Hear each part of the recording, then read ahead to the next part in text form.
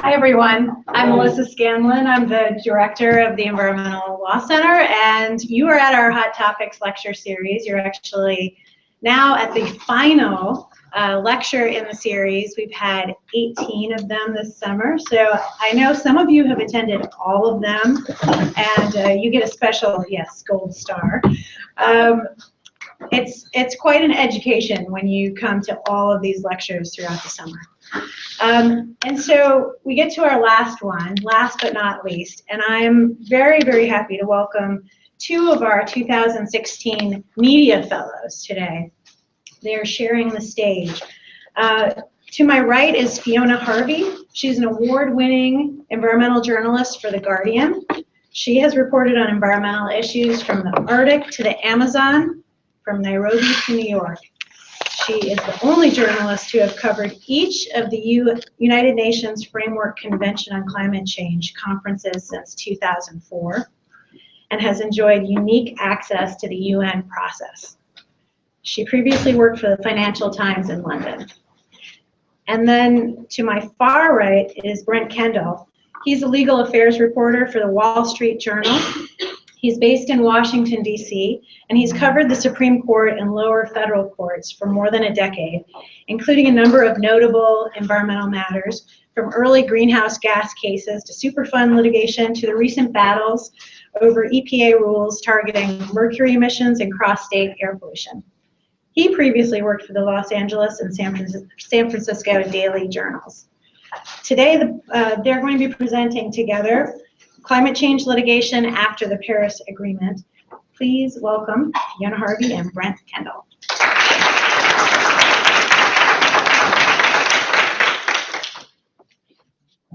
Thank you very much. Thank you for that, that lovely introduction. Yes, I've been covering the negotiations on the UNFCCC for a long time. So how I thought we'd begin this is if I take a quick look back at how those negotiations have come to where we are today, and then a quick sort of summary, in my view, of what state we're in today, and what that means legally. As you just have heard, I'm a media fellow here. I'm a journalist. I've been a journalist for over 20 years, and so I'm not a lawyer. I wouldn't pretend to actually know anything about law, though I've learned a great deal in the last 2 weeks in Professor Percival's class, which has been wonderful. But I don't expect me to know in huge depth about all of the legal ramifications. I'm a journalist, and I attend these conferences, and I have to sum up what happens over the course of 20 years in about 500 words. So that's kind of a bit different to what happens in legal scenarios, I know. But we do our best, and we are we are the fourth estate. We are important in trying to actually get out there to the people what actually counts, and summarising it fairly. So if we begin with 92 was the Rio conference, as you all know, and two things I'd like to pick out of that. One is that it happened in 1992. What's significant about that year? Well, it was a bit like this year in terms of US politics, and the Rio Agreement was reached in the spring, and it was signed, it was passed by the US Senate and signed, ratified into law by President Bush Sr., President H.W. Bush, the original President Bush, in October 1992. So there is a significance to that date, and as you will find, the whole of the United Nations negotiations on climate change have been very affected and very closely tied in many ways to the US electoral cycle. So the Framework Convention is legally binding, still legally binding on everyone, and it didn't really do very much in terms of setting out practical measures or anything like that. It set out that climate change was potentially dangerous and that you ought to keep an eye on it, and that there were things we should do, essentially. Again, paraphrasing. It didn't set out exactly what duties nations would have. For that, we had 5 torturous years of negotiation, in the course of which the White House changed hands. And in 1997, we ended up with the Kyoto Protocol. Now, there are 2 things I'd like to point out about the Kyoto Protocol. The Kyoto Protocol is a beautiful piece of work. It's a, as I said, protocol to the treaty, and it's binding on all those who ratify it. It sets out actual limits on greenhouse gas emissions that are supposed to be adhered to by all the countries involved in the UNFCCC. As you know, it doesn't have such obligations in developing countries. It doesn't develop, and it set out a demarcation between developed and developing countries for the first time in these negotiations. But the important thing about the Kyoto Protocol is that it's very elegantly written, it's legally watertight, and it's completely useless. Because although it's a beautiful piece of work and it's legally binding, it's only legally binding if you actually accept it. It's only legally binding if you ratify it. And as we know, the United States was at the time the biggest emitter, never ratified it. So the Kyoto Protocol sat there in its glory on top of the scrap heap of history. And then we come to the next important date, which is November 2004, which is when President Putin changed his mind. Because in order to come into effect, the Kyoto Protocol required 55% countries responsible for 55% of world emissions to ratify it. So as well as the US being a holdout, in the end, only 2 countries held out, US and Turkey, and I think the Vatican. I don't know, I think their emissions come from the College of Cardinals. But the important thing about Putin's change of mind is that it brought the Kyoto Protocol into effect. And it's interesting to look at why that happened, because in 2004, Vladimir Putin was not as secure a president as he is today. He was not as confident a president as he is today in Russia, and he wanted entry to the World Trade Organization. And so he used his ratification of the Kyoto Protocol as an entry into the WTO talks, because he used it as a bargaining chip with the EU, that they would then support him in WTO. It's interesting to think of what might have happened a few years later when Mr. Putin, as we know him now, has become much more confident and powerful in himself. So it is fortunate, I think, in terms of climate change negotiations, that at that time he did feel it necessary to give something back to the international community, and this is what he gave. Because if the Kyoto Protocol had not entered into effect, I don't think we would be in a position where we could have negotiated further from there. If it had simply sat there being useless until 2012, when its emissions period, the period of accounting for emissions ran out, I don't think it would have been feasible to actually have negotiations on what could follow it. So it was important that that happened. There followed from 2005, when, as you will recall, President George W. Bush was in office here in America.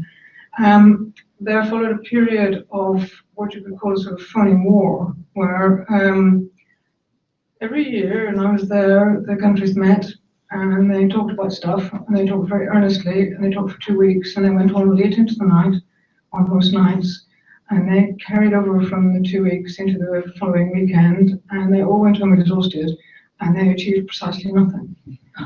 And that happened for several years after the Kyoto Protocol came into effect. And those negotiations served a useful purpose in that they kept the habit of negotiation alive. And they kept alive the idea that we should negotiate. They kept alive the structures of negotiation. So, it was important in that respect, but in terms of achievement, there wasn't much. And that carried on until, as you know, in 2009, we had the Copenhagen conference. Now, you will have heard from many people, including many of my colleagues in the media, that the Copenhagen conference was an abject failure. And I'm here to tell you that it wasn't, because actually the Copenhagen conference produced something that the world had never seen before.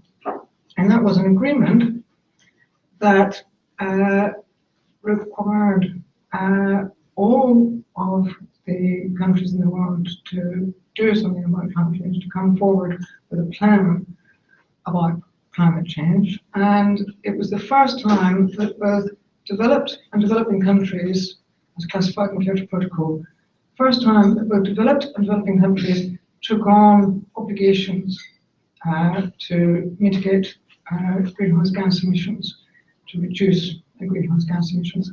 Now, in the case of developed countries, this took the form of absolute reductions in emissions year on year, well, not necessarily year on year, but by 2020, compared with 2009.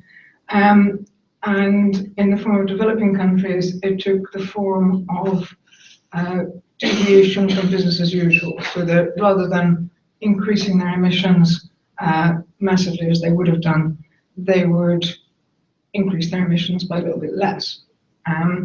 But still, this was the first time that any of them had agreed to do that. China agreed to that. China agreed to reduce its emissions compared with business as usual, compared with each unit of GDP. And that was the first time China had made such an agreement. Now, of course, what we saw was in the final stages of Copenhagen, because of dreadful political miscalculations and because of the obscene actions of non-governmental organizations, the agreement was not allowed to be accepted under the UN rules. Essentially, it wasn't allowed to be gavelled through, because by that stage the officials, I think, had essentially lost heart, and they had also completely lost control of the process, and so they didn't realise what they had to do in order to have it accepted as an agreement for the conference. However, as a political declaration, that agreement still stands, and those commitments laid out at Copenhagen still stand. There is no country that has officially publicly reneged on its Copenhagen agreements to mitigate its emissions by 2020. There are countries that have worried about it, like Japan, but they have not said absolutely we will not meet those commitments anymore, we renege on those commitments. And so, as a legally binding instrument, Copenhagen Accord doesn't exist. But as a politically binding instrument, it does exist, and as a document, as a historical document, in which countries signed up to something, signed up to commitments to limit greenhouse gas emissions, many of them for the first time, and they signed that, their leaders signed that, it still exists. So that was a very important step forward, and a step forward whose meaning was obscured at the time by the scenes of utter chaos within the halls at Copenhagen, and by the machinations of various people who really didn't want the Copenhagen Agreement to succeed. And then we got to Paris, and I'd like to just preface my words about Paris by saying that I do think that Paris is a very, very important agreement. I think it's a very important step in international negotiations on climate change. I think that if we didn't have the Accord in Paris, then we would be looking at a very, very big future in terms of climate change and international cooperation on it. And I think that Paris is probably the most important agreement on climate change reached in my lifetime. And I'm saying all that now because, in the light of what I have to say in a few minutes, you might not believe it. So we come to Paris, and Paris was a place where very deliberately nothing happened, and it was very important that nothing happened. Nothing happened because the French government had made absolutely sure that nothing would happen in Paris. The French government had, in advance of Paris, sought an agreement that would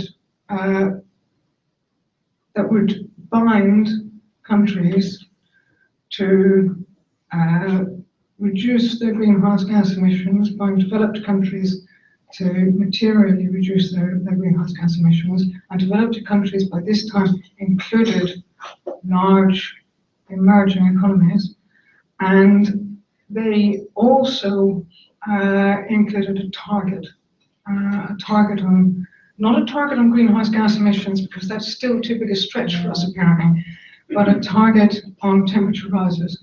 And the temperature rise that they targeted is 2 degrees, which is generally agreed upon as the point above which, that's a 2 degree rise in temperatures, global temperatures above pre-industrial levels, above which climate change becomes catastrophic and irreversible. Now, the problem with 2 degrees is that it isn't a scientific measure at all.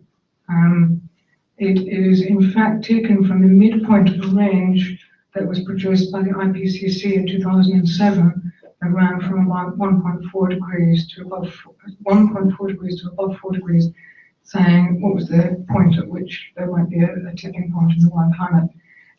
The 2 degrees was fastened upon politically, essentially, before Copenhagen, as a totem, really. No one actually knows whether we will be able to avoid 2 degrees warming. Nobody knows what will happen if we avoid or don't avoid 2 degrees warming, and nobody knows why, nobody knows the extent of the emissions cuts that will be needed to then. So 2 in this case is essentially a magic number. That's its validity. It's just magic. It's not scientific, and it's not legal, and it's certainly not measurable. So that was what we got in Paris. The French government worked very hard to make sure that all of these commitments were sewn up before Paris. So we got the intended national contributions from each country in terms of reducing their emissions months before Paris. We got the major emitters, the United States, Europe, China, all agreeing long before Paris on what their emissions reductions would be. And after that, the rest was just, stuff. It was just necessary for other countries to come forward with something so that they were coming forward with something. In terms of the legal status of Paris, which I know you're interested in, well, it's a legally binding agreement in terms of the outline. The French government produced a masterstroke some months in advance of Paris by dividing the text up into several parts. The one part is the sort of underlying framework, and that's legally binding, but the national contributions are separate, they are not legally binding. So that cleverly avoided problems for the United States in ratifying it, and cleverly avoided problems for China in agreeing to give up some of its sovereignty to an international treaty. So that was essentially what happened, and the French government then spent 2 weeks distracting delegates with other little shiny things over here. Talk about loss and damage, why don't you, over here. Talk about forests, talk about red, talk about cap and trade if you like, but do it over here. And over here we've got an agreement, and it's going to come to pass. And that's essentially what happened. And it was very clever, and it was exactly the right thing to do if you wanted to have an international agreement on climate change. But before I finish, there is something that I would just like to point out. I've already pointed out in Professor Percival's class, so forgive me anyone for whom I'm repeating myself. But essentially, the reason we're all here today, the reason we're talking about Paris, the reason that any of this is important, and we can argue over whether legally binding things are important, because as I've already pointed out, Kyoto is beautifully legally binding, but pointless and useless. Paris is not so legally binding, but actually has a point and hopefully is useful. So we can get too hung up on these issues of what are essentially technicalities. And the important thing to remember about Paris is that it would never have happened had it not been for the woman who was in charge of Copenhagen and who was derided as a failure at Copenhagen. That woman was Connie Hedegaard. She was the European Commissioner for Climate Change in 2011, post-Copenhagen in 2009. In 2009, she had been the Danish Environment Minister in charge of the Copenhagen Conference, of which she did a very good job until her Prime Minister decided to take over in the final days of the conference when all the foreign dignitaries arrived. And because he was ill-briefed and arrogant, he didn't take advice, and so the whole thing fell apart, partly because of his character flaws. But what happened after that was that in 2010 we had a conference, a not very well regarded conference in Cancun, but it was an important conference because all the things that had been unable to be put under the UN framework in Copenhagen because of the disagreement with a handful of countries, they were gavelled through in Cancun. So essentially Cancun wrote all the things that were agreed in Copenhagen under the UN's sort of legal umbrella. So that was important. And then the next conference was in Durban in 2011. And this is, again, a very unregarded conference, and I have no idea why, because it was actually the turning point in the most important turning point in the past 20 years in terms of climate change agreements. And the reason it was is because basically everyone came to Durban completely exhausted. They'd had Copenhagen, which had taken a long time to lead up to. They'd had the nightmare that was, and nobody really felt like doing anything much. And what happened is that there was only one person who came to Durban with a plan. It was Connie Hedegaard, and her plan was that we should have an agreement that came into force from 2015. 2015, key year, again, come back to the American electoral cycle. You could only do it in 2015, there's no other year in which you could have done this.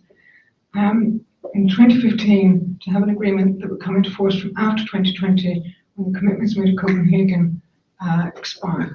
There were two countries that held out against her.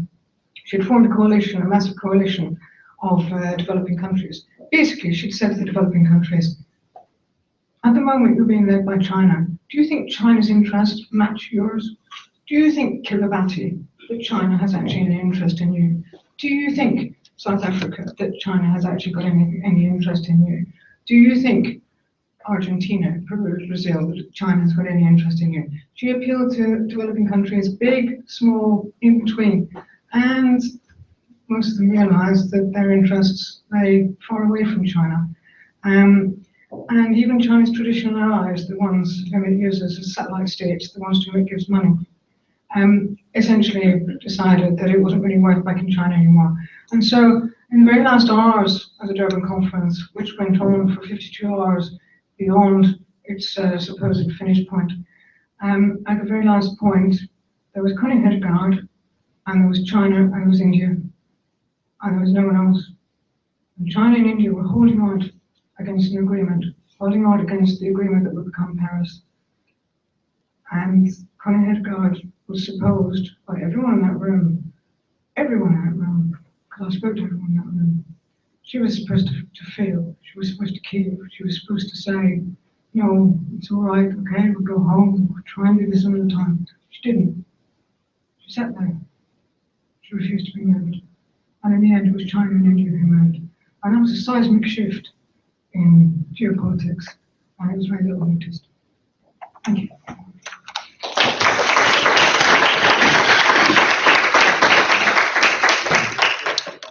Thanks everybody for spending your lunch hour on this beautiful day with us. As Fiona was talking about Paris, I'm going to talk a little bit about litigation post-Paris. There's speculation around the world that in the years to come, there may be litigation in countries where particularly environmentalists, try to use commitments that people made as part of this process to spur their governments to fulfill them. Here in the U.S., at least right now, we are sort of ground zero for big post-Paris litigation, and it's basically the opposite, where we have industry, we have states who are basically challenging, one of the Obama administration's key pieces for trying to meet the emissions targets that we basically said we want to meet. So I will focus on this case. So one of the previous hot topics, which I know at least some of you were here for, Sean Donahue, totally talented environmental lawyer involved with this case, went through in detail some of the arguments, so I don't want to retread a lot of his ground. I thought I would look briefly at just some of the other cases, both in the climate change area and elsewhere, that sort of led up to where we are now, and then just talk through a few of the things that I'm sort of looking for as this case proceeds. It will be at the DC Circuit end of September. It's being heard en banc, so all the active judges on the court will hear it, minus a couple, which we'll talk about, who are recused. The outcome of this case, I mean, everybody thinks eventually the Supreme Court will be the final decider on this, but both this case and a clean water case, which is also out there in the appellate courts right now in a big EPA clean water rule, the outcome of these two cases, which we won't know until after the Obama administration is over, will effectively determine in the long run a lot of what their environmental legacy looks like, certainly on the regulatory front. So before we get more into the power plant, I just talk about a few other cases and how we got to kind of where we are. I've covered the federal courts in DC since, for a dozen years. I've seen a lot of these cases. And as recently as 3 years ago, things looked swimmingly great for the EPA. I mean, they won several big cases. And then all of a sudden it kind of shifted. And, as we near the end of the administration, if you sort of plotted these things out, they're kind of going in the wrong direction, which, might be a cause of alarm for some people, except for the fact that suddenly the legal landscape looks very different since Justice Scalia died and everybody's still trying to figure out what that may all mean. So let's just go back really quickly a few years. June 2012, first big greenhouse gas case before the DC Circuit. Post the Supreme Court Massachusetts EPA ruling, Obama comes in, they make an endangerment finding, they issue tailpipe rules, and they issue some rules involving permitting for stationary sources. This is going to, both substantive and procedural rules for what these sources will have to do to limit greenhouse gas emissions. This goes before a 3-judge panel at the DC Circuit, and the EPA gets virtually everything it could have wanted out of that decision. It's a dream decision, and you have two Democratic appointees on the panel, but you also have a very conservative Reagan appointee who goes along with basically everything. So, I mean, just to some, I mean, it was almost surprising how well they did. Then after that, DC Circuit comes along in April 2014. They uphold the EPA rules on mercury emissions. People have been trying to do mercury rules forever. So this is a big, huge win. Then 2 weeks later, at the Supreme Court, EPA had promulgated regulations controlling for air pollution that crossed state lines. They'd had problems in the lower court. They were the petitioner at the Supreme Court. Supreme Court revives their rules. This is another huge victory for them. It wasn't a 5-4 sort of thing. There was some bipartisan support there, so things are looking pretty great. Then you get to June 2014, which is a couple months later. A lot of the first greenhouse gas case stuff, the Supreme Court didn't take up. They didn't review the endangerment finding or the tailpipe rules, but they did review an issue related to this permitting for stationary sources, which some people were surprised about, particularly because EPA wrote these rules in a way to alleviate the burden of them and to make it so that smaller emission sources wouldn't have to comply. Well, the Supreme Court took this anyway. One of the reasons people speculate that they took it is because EPA basically had to rewrite some statutory thresholds to prevent these rules applying for smaller emitting sources, and courts generally, tend to look with suspicion when you have an agency basically rewriting things that were in a statute. So at the end of the day, this is a Scalia ruling in June, and it was kind of a middle ground sort of thing. Practically speaking, EPA got a lot of what it wanted. I mean, it still was able to impose these kind of permitting requirements on large stationary sources. So they could still regulate, roughly 80% of what they wanted to do here. But, on the legal side, there were things in the opinion that would be very troubling for the agency. The court, despite the fact that they rewrote these thresholds, the court had real problems with the idea that EPA was trying to take these permitting programs and apply them to these smaller sources at all. So, and on this, you had your classic 5-4 conservative split. And I'll just read a couple of lines in here that have turned out to be fairly important. The court noted that even though EPA, for now at least, was not proposing to impose these permitting requirements on smaller sources, that was purely at their discretion, and that the way they'd set things out, there was nothing in the future that over time would have prevented them from rationing up the program and making more and more people comply. And so Scalia, writing for the majority, says, we are not willing to stand on the dock and wave goodbye as EPA embarks on this multi-year voyage of discovery. That's pretty strong and harsh stuff. He says later on that the EPA's approach would bring an enormous and transformative expansion in EPA's regulatory authority without clear congressional authorization. So at the time, and I still think this is true, none of us really believed that case would have a whole lot of direct impact on the Clean Power Plan case. But there is language in that opinion that might, and the majority opinion in this case is cited repeatedly in the challenger's briefs as this case comes to the DC Circuit. So go quickly through some more of the cases. June 2015, Supreme Court has the Mercury case in front of it. Basically says EPA didn't properly consider the cost of regulations when it promulgated Mercury regulations. It doesn't say that it can't do it, but it has to go back and consider cost in a different way. This was another blow to EPA. Then, fall, if you're looking at the lower courts, fall of last year, it's not an EPA rule, but an Interior Department rule. You have a judge that basically nixes Interior Department rule that places restrictions on fracking on federal land. Then the Sixth Circuit in this Clean Water case on the Waters of the United States rule that EPA has promulgated issues a nationwide stay on that. And then, of course, we get to February 2016, and the Supreme Court, in a surprise move, stays the Clean Power Plan, which, I don't know anybody who thought that was going to happen. So that was a big surprising deal. So if you look over the past couple of years, things don't look good, just in terms of, both in substance and in terms of tone. The EPA's had a really hard time. But then, of course, Scalia dies, and so now, part of what happens will depend on who gets appointed to the Supreme Court, and and part of it, we'll see what the DC Circuit does with the Clean Power Plan case. So on this case, I assume most of you are familiar with the plan. The idea is to cut power plant emissions, from coal burning dirty plants by about a third by like 2030. So there's by my count, there were at least 30 separate challenges filed on this. They've all been consolidated, and we're going to have these arguments on September 27th. And the EPA promulgated these regulations under Section 111D of the Clean Air Act. One of the interesting things about this is the agency has used this section very, very rarely. So there's almost no precedent on it. So the court, in some ways, is operating on largely a clean slate, even though there's plenty of precedent on how they interpret what the EPA has done in other areas. There's not a whole lot of 111D litigation. Very briefly, this is a lot of what Sean went over. There's a bunch of different arguments that people make, and it's a big task for this court, right? Because it's an en banc hearing, so you're basically going to have 9 judges grappling with all these different issues, and then we'll have to go back and figure it all out. One of the problems for EPA is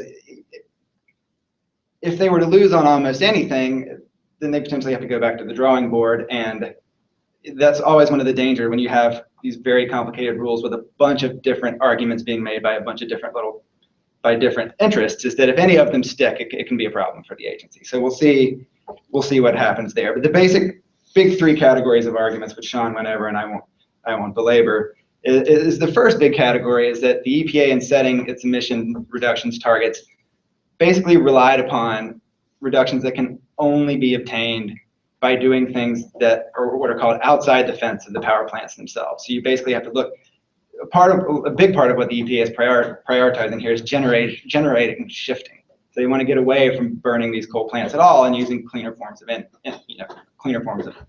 energy. So, but the challengers say, traditionally when you're talking about regulating plants through the Clean Air Act, you're talking about things that you can do to these plants to make them less dirty and to emit less of this stuff, and that basically, arguing in favor of just shifting away from them entirely breaks with tradition of how they do these things.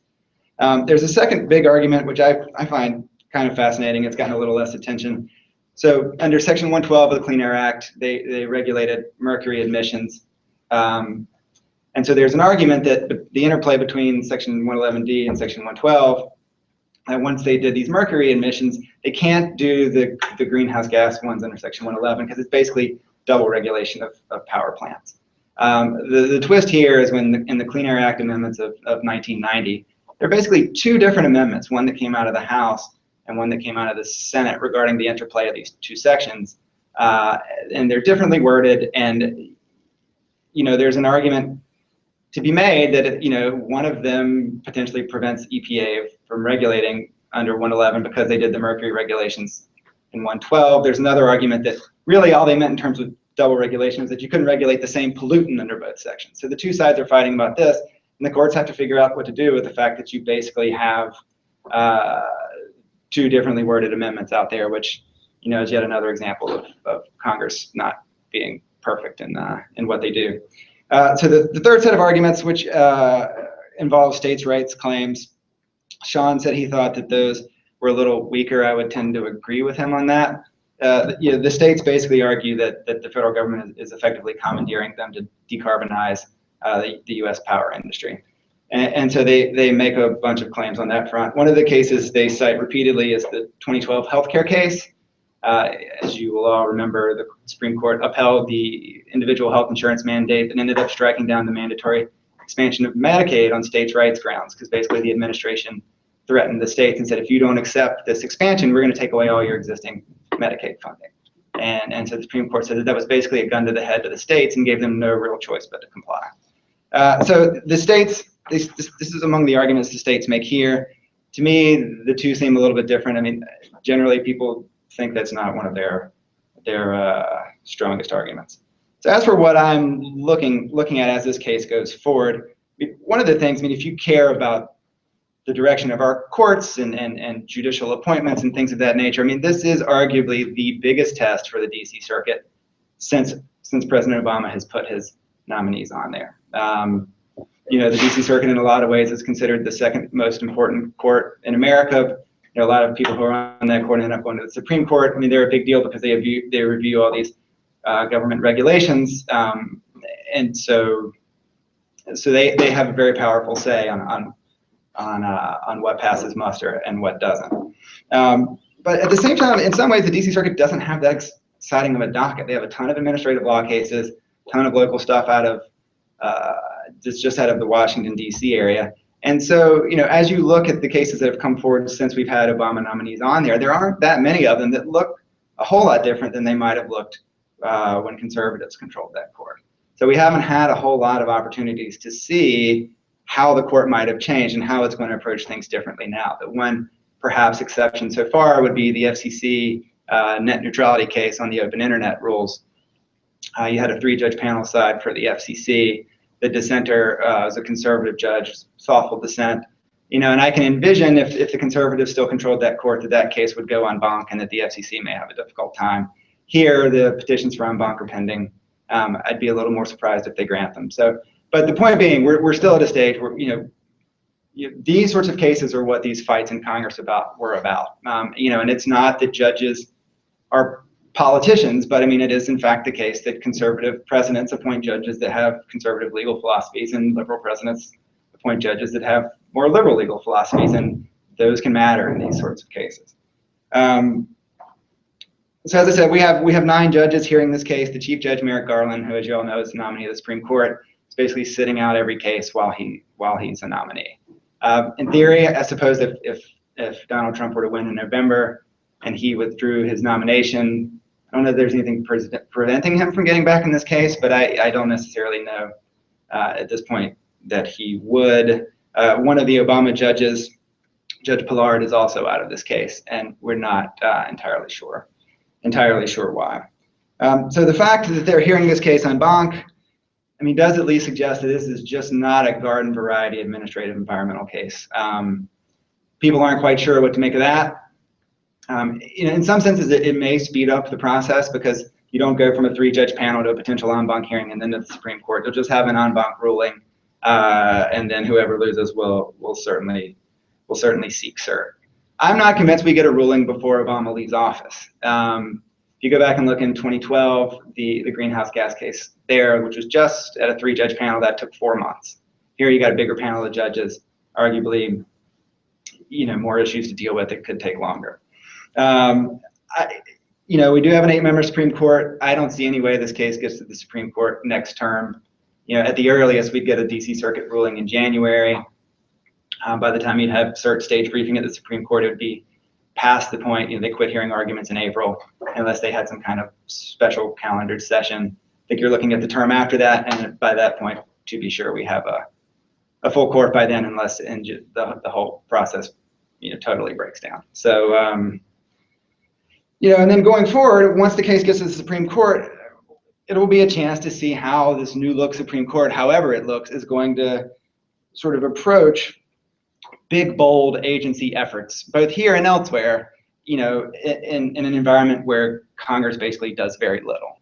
And I know I've spoken to a few of you about this over the 2 weeks, but and it's not just at EPA. I mean, we're in an environment where there are problems that the nation is trying to confront, and people in Congress have very different ideas on how to address them. And so it basically means, Congress hasn't addressed a lot of these things. And so you basically have federal agencies, EPA and elsewhere, looking at statutory authority that they've had for a long time and that has some flexibility built into it, and seeing how they can take those tools that are already at their disposal to address problems that Congress hasn't been able to so far.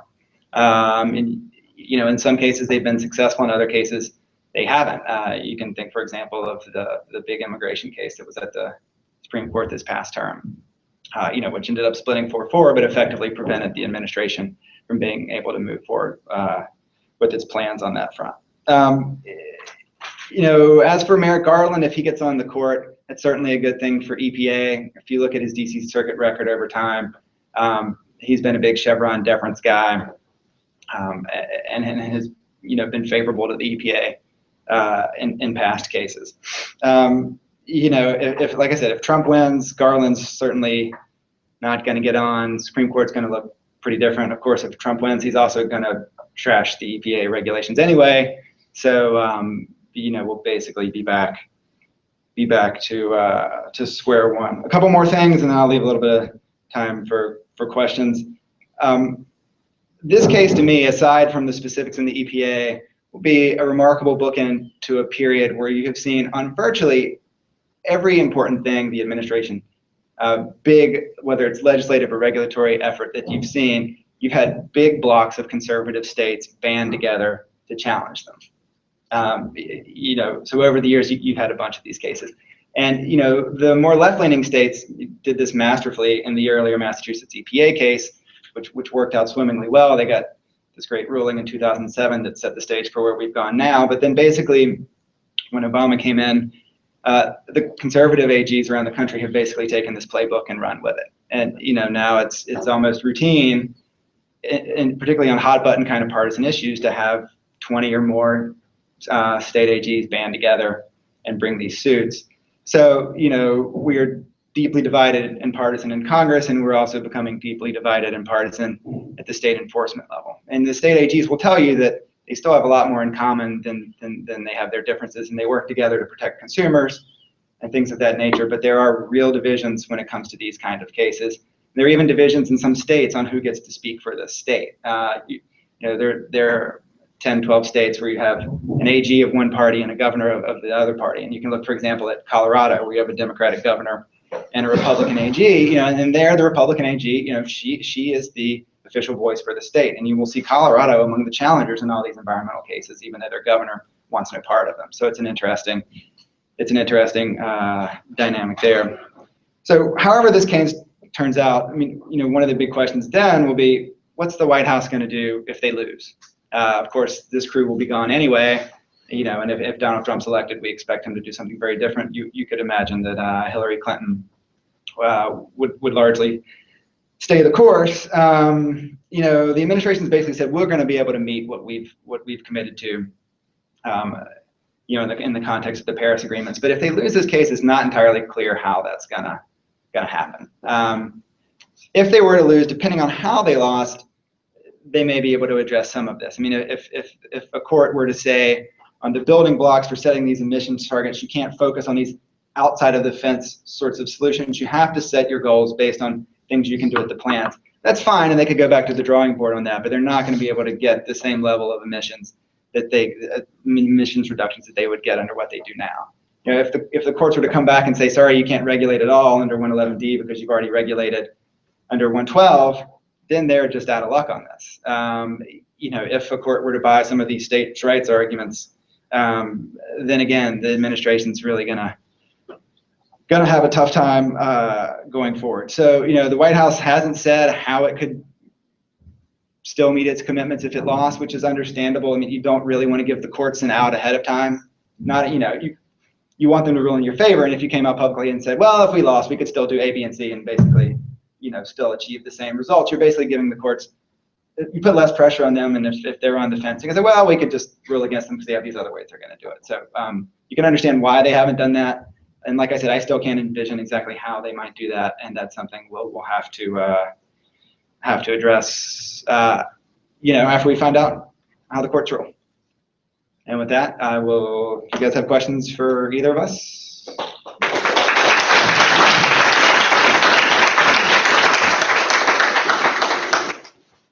I actually have a question for Fiona based on the last thing you said, Brent, which is that if EPA were to lose the clean power plant litigation, that it would be very hard for the U.S. to, as a practical matter, meet its INDC. And you said that Paris is a really, really important agreement. So if the U.S. gets, you know, make up a number 70% of the way there, is it still an important agreement, or does it become useless as agreement? The US's commitment made at Paris was deliberately chosen so it would be almost certain to be met. So whatever happens in this administration, or indeed a Trump administration, will have almost no effect unless Mr. Trump does something massive in terms of hugely subsidizing coal. So really, I don't think there's any effect.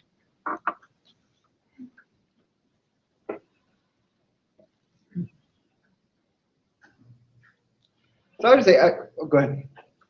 Along the same lines of this question, you mentioned the arguments that are likely to be raised in the conference in September, and then concluded with an analysis of the implications for Paris.